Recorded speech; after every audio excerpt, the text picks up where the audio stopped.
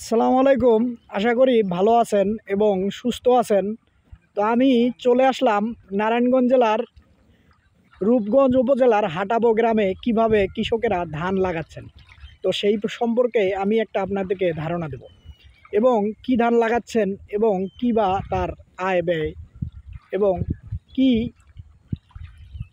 ধানের বীজ রোপণ করতেছেন। তো আসসালামু আলাইকুম চাচা, ভালো আছেন? আপনারা এটা কি ধান লাগাইতেছেন? 29 ধান। ও, তা আপনি একটু জোরে জোরে কথা বলেন, কি ধান? 29 ধান। ও, তো এই যে ধান লাগাইতেছেন এই জায়গাটা কি চাষ করে নিছেন? চাষ করা লাগে না। ও, চাষ ছাড়াই আপনারা লাগাইতেছেন। ও, এই যে আপনারা যে বীজটা লাগাইতেছেন 29 ধানের, এটা কি মানে কোথায় চারা দিছিলেন নাকি? হ্যাঁ, দর্শক যেমনটা বলছিলেন, এই চারাটা একটা বীজ আরেক জায়গায় লাগানো হয়েছিল, ওখান থেকে আবার তুলে সেগুলা আনার পরে এইখানে লাগাচ্ছে। এখান থেকে আর কোনোভাবে অন্য কোথাও নিবে না, এখান থেকে ধান হবে। তো এইখানে যে পানি কি দেওয়া লাগে না এই পানিতেই হবে? পানি দেওয়া লাগে না। দর্শক যেমনটা বলছিলেন, এখানে আর কোনো পানির প্রয়োজন নাই, বৃষ্টি থেকে যে পানি আসবে বা পানি এখান থেকে। সার দেন কি? কি সার দেন?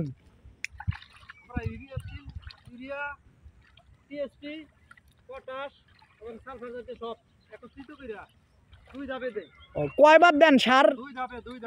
দুই ধাপে। এখন কি কোনো সার ইউজ করছেন?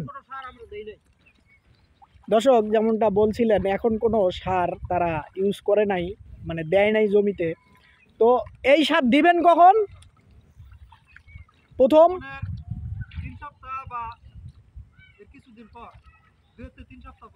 দর্শক এই 3 সপ্তাহ থেকে 4 সপ্তাহের ভিতরে সার প্রথম ধাপে দিবে। তারপরে দ্বিতীয় ধাপ।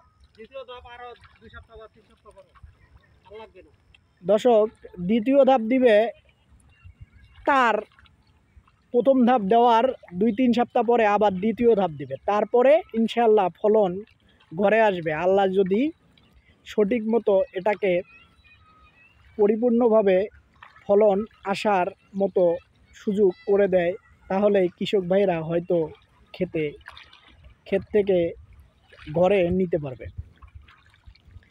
তো আপনাদের এই ধানটা এখন লাগাইলেন, কতদিনের ভিতরে আসবে ঘরে?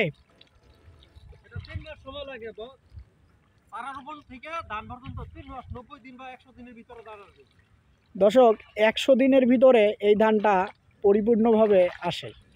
তো দেখেন কত সুন্দরভাবে আমার কৃষক ভাইয়েরা ধান লাগাচ্ছে, আপনারা দেখেন, দেখলে বুঝতে পারবেন।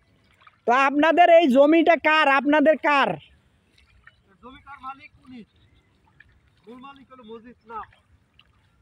তো মজিদ ভাই, এখানে কয় শতাংশ জমিন? 70 শতাংশ। তো ইনশাল্লাহ 70 শতাংশ জমি আল্লাহ যদি আপনার ধান ঘরে নিতে দেয়, তাহলে কয় মন ধান পাইতে পারেন? হ্যাঁ, দর্শক যেমনটা বলছিলেন, এখানে 70 শতাংশ জমিন যদি আল্লাহ সঠিকভাবে তাকে ধান ঘরে নিতে দেয়, তাহলে 50 থেকে 60 মন ধান তারা আশা করতেছেন এখান থেকে পাবেন।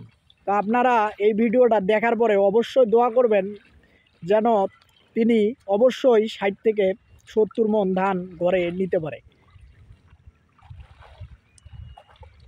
এখানে একটা জিনিস হলো কি, এখানে কোনো পানির ব্যবস্থা করা লাগে না, কারণ এই জায়গাটাতে অনেক পরিমাণ পানি আছে। তো এই পানির থেকেই ধান ইনশাল্লাহ হয়ে যাবে, তারা যেমনটা বলছিলেন।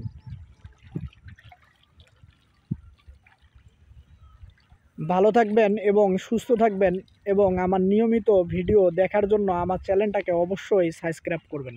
আল্লাহ হাফেজ।